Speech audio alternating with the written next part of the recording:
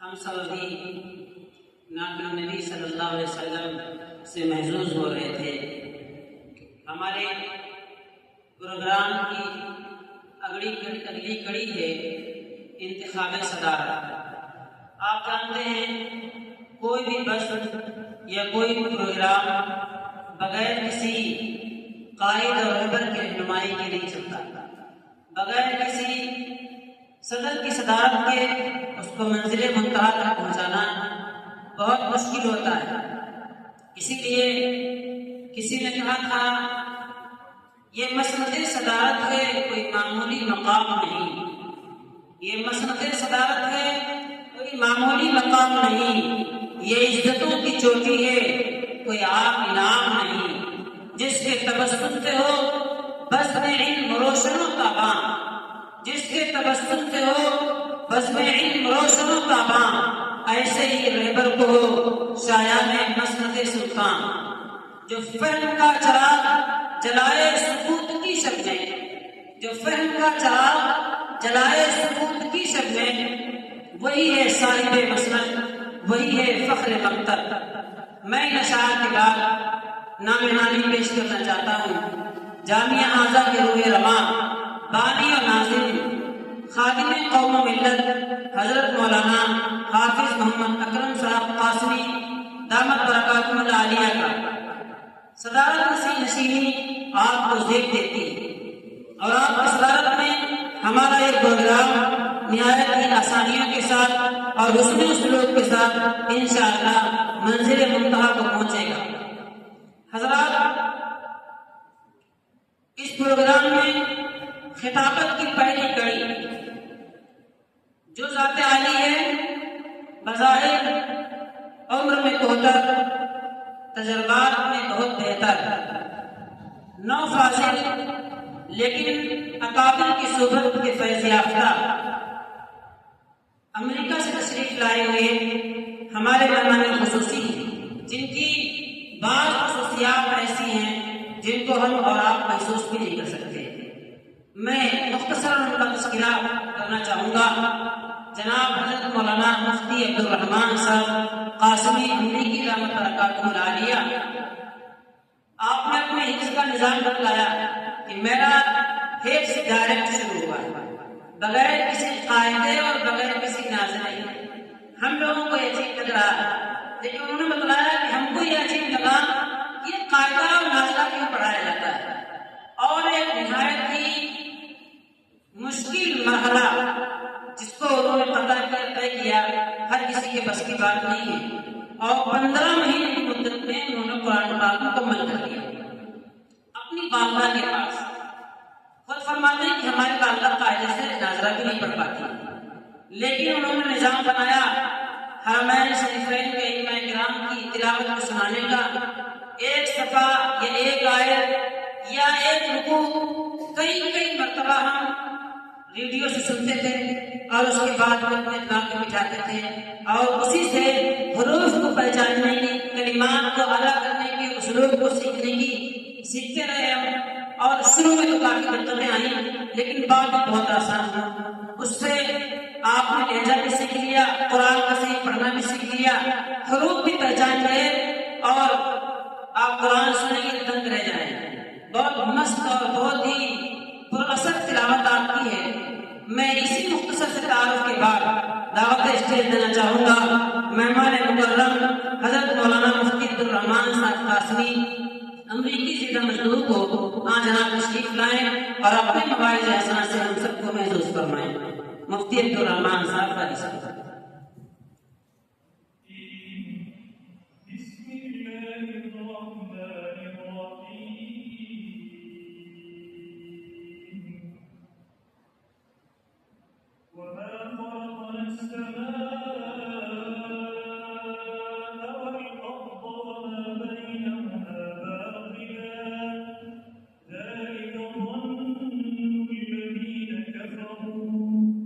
فويل للذين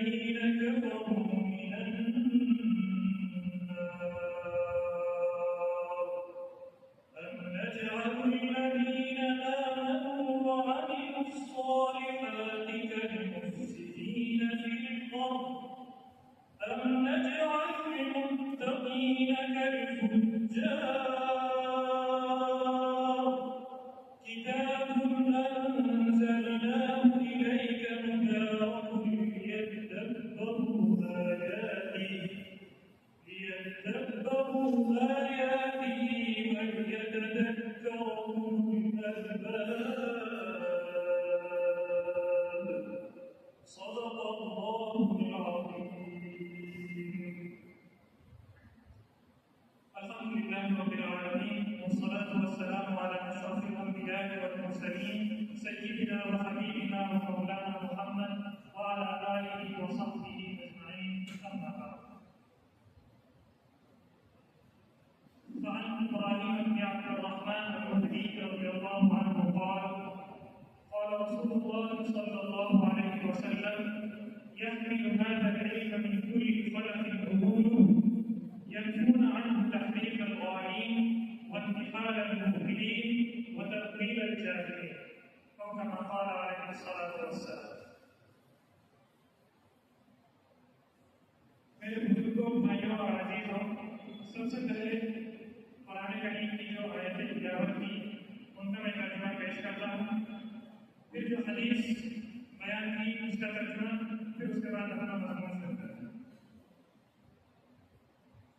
قرآن کریم کی جو 3 آیتیں تلاوت کی سورہ صاد کی آیت ہے، اس میں اللہ تعالیٰ فرماتے ہیں وَمَا خَلَقْنَا السَّمَاءَ وَالْأَرْضَ وَمَا بَيْنَهُمَا بَاطِلًا، اور ہم نے آسمانوں اور زمین کو بیکار نہیں کرنا۔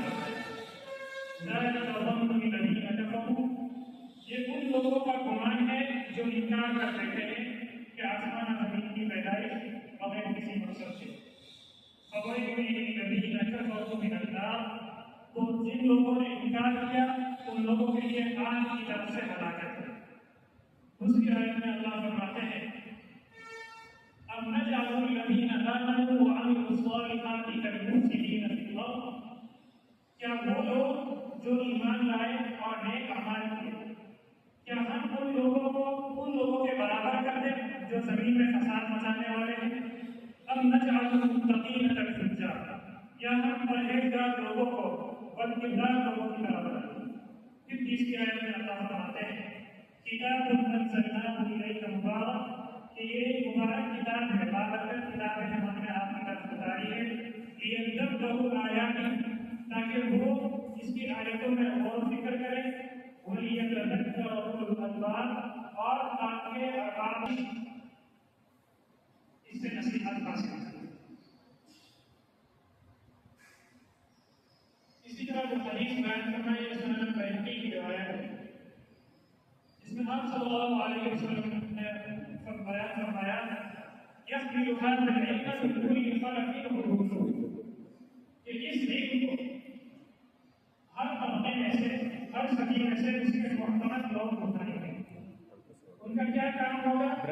ينفون عنه تحريف الغالين، وہ اس علم سے غلو کرنے والوں کی تحریر کو دور کریں گے، وانتحال المبطلین، اور جوڑ سازوں کے جھوٹ کو دور کریں گے، وتقلیل الجاہل، اور لاحق لوگوں کی باقی تعویلات کو مٹائیں گے۔ عزیز طلبہ، آپ حضرات طلبہ علم ہیں، طلبہ علم دین ہونے کے بلبوتے پر آپ کے سامنے ایک مقصد ہونا چاہیے،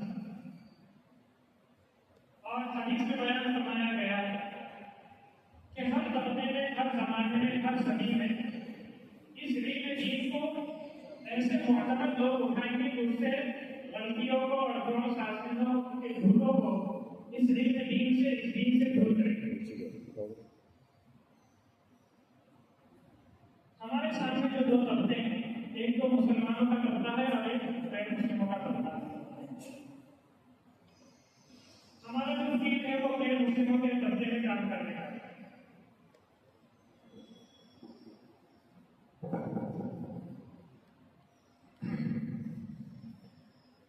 غیر مسلموں میں ہم نے اب تک جو بھی کام کیا ہے اس میں بنیادی طور پر جو ہمارے سامنے اجاگر رہتا ہے وہ دین اسلام کو ان کے سامنے صحیح پیرائے میں بیان کرنا، ایسے پیرائے میں بیان کرنا جس سے اسلام کی جامعیت، اسلام کا اقتدار اور اسلام کی ہمہ گیری ان کے سامنے آ جائے، تاکہ ان کو سمجھ میں آئے کہ اسلام کیوں ضروری ہے، کیا ضرورت ہے اسلام کی ہماری زندگیوں میں۔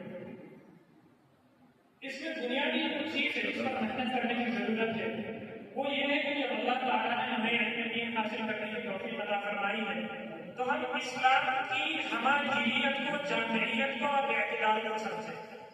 یہ بہت ضروری ہے اس زمانے کے اعتبار سے خاص طور پر۔ مثال کے طور پر ہم دین اسلام کو دیکھتے ہیں تو ہم دیکھتے ہیں کہ اس دین کا ہماری زندگی کے ہر ضروری شعبے سے ایک ضروری تعلق ہے۔ قرآن اور حدیث کی تمام تعلیمات کو اگر تقسیم کیا جائے تو 5 پیراڈائم ہیں۔ پیراڈائم کا مطلب ہے شعبہ جات۔ ان 5 پیراڈائم میں قرآن اور حدیث کی ساری تعلیمات منضبط اور مربوط۔ یہ اس وجہ سے بتا رہا ہوں تاکہ آپ حضرات اس کو سمجھیں اور یہ بھی سمجھ میں آ جائے کہ جو غیر مسلم حضرات ہیں، اسی طرح جو جاہل مسلمان حضرات ہیں، جاہل سے مطلب لاعب مسلمان حضرات ہیں، ان کے سامنے یہ آ جائے کہ اسلام کتنا جامع مذہب ہے اور کتنے پیرائے پر ہمیں اس کی ضرورت ہے۔ اسلام کے جو شعبے ہیں اہم، جیسے میں نے بیان کیا وہ 5 ہیں: عقائد، عبادات، معاملات، معاشرت اور اخلاقیات۔ ان میں سے ہر ایک کو سمجھنے کی ضرورت ہے۔ پہلی چیز ہے عقیدہ۔ عقیدے میں یہ بات آتی ہے کہ میرا اور جو غیب کی چیزیں، خاص طور پر خالق کائنات ہے، اللہ سبحانہ و تعالیٰ ہے، ان کے ساتھ ہمارا علمی اور عقلی کیا تعلق ہے، ہمارا نظریہ کیا ہے، ہمارا پرسپیکٹو کیا ہے۔ اس کا تعلق عقیدے سے، اس کو انگریزی میں کریڈ کہتے ہیں، بلیف سسٹم۔ یہ پہلی چیز ہے جس کے بارے میں اسلام ہماری رہنمائی فرماتا ہے۔ دوسری چیز ہے عبادت۔ عقائد کا تعلق میرے اور میرے خدا کے درمیان جو علمی اور عقلی تعلق ہے اس کی تفصیلات عقائد کے علم میں بیان ہے۔ پھر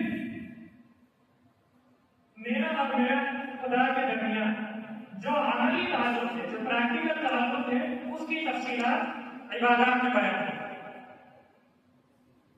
میرے اور اللہ کے درمیان جو علمی تعلق ہے اس کی تفصیلات عقائد میں آ گئی، میرے اور میرے اللہ کے درمیان جو عملی تعلق ہے اس کی تفصیلات عبادات میں آ گئی۔ یہ تو ہو گیا ہمارا اور خدا کا تعلق۔ دوسرے نمبر پر آتا ہے ہمارے اور ہم جن انسانوں کے درمیان تعلق، اس کو انگریزی میں انٹرپرسنل ریلیشن شپس کہتے ہیں، دوسرے انسان کے ساتھ ساتھ۔ اب جب ہم اپنے اور دوسرے انسانوں کے تعلق کے بارے میں اپنا ملاحظہ، اپنی زندگی کا ملاحظہ فرمائیں گے تو ظاہر ہوگا کہ ایک ضابطے والا تعلق رہتا ہے اور ایک رابطے والا تعلق رہتا ہے۔ ضابطے والے تعلقات رہتے ہیں ان کو انگریزی میں ٹرانزیکشنل ریلیشن شپس کہتے ہیں یا فارمل ریلیشن شپس، اور جو رابطے والے تعلقات ہیں ان کو انگریزی میں نان ٹرانزیکشنل ریلیشن شپس یا انفارمل ریلیشن شپس کہتے ہیں۔ ضابطے والی زندگی کی تفصیلات معاملات میں آتی ہیں اور رابطے والی زندگی کی تفصیلات معاشرات میں آتی ہیں۔ مثال کے طور پر معاملات ہے، ضابطے والی زندگی، تو اس میں آپس کا لین دین، اسی طرح کسی جگہ کو لیز کرنا یا رینٹ کرنا، فائنانس ہے، اکنامکس ہے، معاشیات ہے، سیاسیات ہے، پالیٹکس وغیرہ، ان سب کی تفصیلات معاملات کے اندر آ جاتی ہیں۔ اور جہاں تک رابطے کی زندگی کا تعلق ہے، مثال کے طور پر ہمارے اور والدین کے درمیان جو تعلق رہتا ہے، اسی طرح اساتذہ اور طلبا کے درمیان جو تعلق رہتا ہے، یا کسی امیر اور جماعت کے درمیان جو تعلقات رہتے ہیں، اسی طرح ہمارے رشتے داروں، ہمارے مہمانوں اور بڑے چھوٹوں کے درمیان جو تعلقات رہتے ہیں، ان کی تفصیلات معاشرت کے اندر آ جاتی ہیں۔ اسی طرح حتیٰ کہ جانوروں اور ہمارے درمیان جو تعلقات رہتے ہیں مجموعی نصوص ہیں. مثال کے طور پر ایک حدیث شریف میں ہے لا تتخذوا قبور دوابکم منابر، کہ اپنے چوپایوں اپنے سواری والے جانوروں کے پیٹھوں کو ممبر مت بناؤ کہ انہیں پر بیٹھ کر مسلسل باتیں کر رہے ہیں. اسی طرح مثال کے طور پر ایک حدیث شریف میں آتا ہے لا تتخذوا شيئا فيه الروح غرضا، کہ کوئی ایسی چیز جس جو ذی روح ہے، جس کے اندر روح ہے، اس کو نشانہ نہیں بنا. اسی طرح کی اور بھی آیتیں ہیں اور بھی احادیث ہیں جن کا تعلق جانوروں کے حقوق کے ساتھ ہے، جس کا تعلق ذات رابطے والی زندگی کے ساتھ ہے. تو ان کی تفصیلات معاشرت کے باب میں آ جاتی ہیں. آخر میں جو تعلقات ہیں وہ اپنے اور اپنے سے تعلقات ہیں، اپنے درمیان جو تعلقات ہیں اس کے بارے میں اخلاقیات کا شعبہ ہے. ظاہر ہے ہم میں سے ہر ایک کی اپنی اندر کی زندگی رہتی ہے. مسلسل روزمرہ کی زندگی میں ہمارا اپنے آپ سے مباحثے ہوتے رہتے ہیں، کیا یہ کروں نہ نہیں کروں، اس مشکل میں اپنے آپ کو کیسے سنبھالتا ہوں. ایموشنز جو رہتے ہیں، جذبات، اندر کی کیفیات، نفسیات جو رہتی ہے، ان کے تعلق سے جو اخلاقیات کا شعبہ ہے وہ اسی میں آ جاتا ہے، جس کو انگریزی میں ایتھکس کہتے ہیں. تو پھر سے مختصر طور پر اگر میں بیان کروں، عقائد میرے اور میرے اللہ کے درمیان علم اور عقیدہ، عبادات میرے اور میرے اللہ کے درمیان عملی تعلق، جسمانی تعلق، معاملات میرے اور دیگر انسانوں کے درمیان ذاتی والے تعلقات، پھر معاشرت، اس میں میرے اور میرے ہم دیگر انسانوں کے ساتھ رابطے والے تعلقات آ جاتے ہیں. اور آخر میں اخلاقیات میں حدیث ہے جس میں اپنے اندر کے تعلق، اپنا تعلق اپنے آپ سے، اس کے بارے میں تعلیمات آ جاتی ہیں. قرآن کریم اور احادیث شریفہ کی ساری تعلیمات کو ان 5 شعبوں میں علماء کرام نے منتخب کیا ہے. اس میں سے جب ہم عقائد کو دیکھتے ہیں تو اس کا علم میں عقائد میں آ جاتا ہے. پھر اگلے جو 3 شعبے ہیں معاملات، معاشرت اور عبادات، ان کا تعلق علم فقہ سے آ جاتا ہے، علم فقہ میں ان کی تفصیلات آ جاتی ہیں. اور آخر میں جو اخلاقیات ہیں ان کی تفصیلات علم تزکیہ میں آ جاتی ہیں. تو قرآن اور حدیث سے مستقبل جو 3 بنیادی علوم ہیں وہ یہ 3 ہیں. علم کلام، اس کو علم عقائد، علم اصول الدین وغیرہ سے تعبیر کیا جاتا ہے. دوسرے نمبر پر علم فقہ ہے اور پھر علم تزکیہ ہے، جس کو ہماری زبان میں تصوف بھی کہتے ہیں. ان 5 شعبوں میں جو قرآن کریم اور حدیث شریفہ میں پھیلی ہوئی ہے، ان میں ہماری زندگی کے متعلق سارے ضروری رہنمائی مل جاتی ہے. ہماری زندگی کا کوئی بھی حصہ ہو وہ ان 5 چیزوں کی تفصیلات سے خالی نہیں رہے گا. جو بھی رہنمائی کی ضرورت ہے وہ ہمیں اس کے اندر مل جائے گی. تو اس کو بتانے کا مقصد یہ ہے کہ عموماً جب غیر مسلموں کے ساتھ ہمارے مقابلے ہوتے ہیں یا ان کے ساتھ بات چیت ہوتی ہے تو ہمارا بنیادی مقصد ان کو اسلام کی ضرورت، اسلام کی ہمہ گیری، اسلام کی جامعیت کو سمجھانا ہے اور اسلام کے اعتدال کو سمجھانا. جب ان کو یہ بات سمجھ میں آ جائے گی تو ان کو سمجھ میں آ جائے گی کہ اسلام کی کیا ضرورت ہے، اسلام سے میری زندگی میں کیا فائدہ ہے، کس طرح میری زندگی سوار ہے. تو میرے بھائیوں، آج میرے اس کتاب کا مقصد یہی ہے کہ ہم اسلام کے ان شعبوں کو سمجھیں، عملی زندگی میں ان کے تطابق اور تطبیق کو سمجھیں. اور تعلیم ہو رہی ہے، مثال کے طور پر ہم اپنی کتابوں کو پڑھتے ہیں، نور الکتاب ہے، قرآن ہے، اسی طرح منطق، فلسفہ وغیرہ پڑھتے ہیں. تو جو بھی اسلامی علوم ہم پڑھ رہے ہیں ان کا کیا نظام ہے ہماری زندگی میں. اسلام کے مختلف نظام ہیں. ایک سیاسی نظام ہے، ایک عفت اور عصمت والا نظام ہے، ایک رابطے والی زندگی کا نظام حیات ہے، ایک ضابطے والی زندگی کا نظام حیات ہے. الگ الگ نظام اسلام نے پیدا فرمایا ہے اور ان سب کا تعلق ہمارے عملی زندگی کے ساتھ ہے.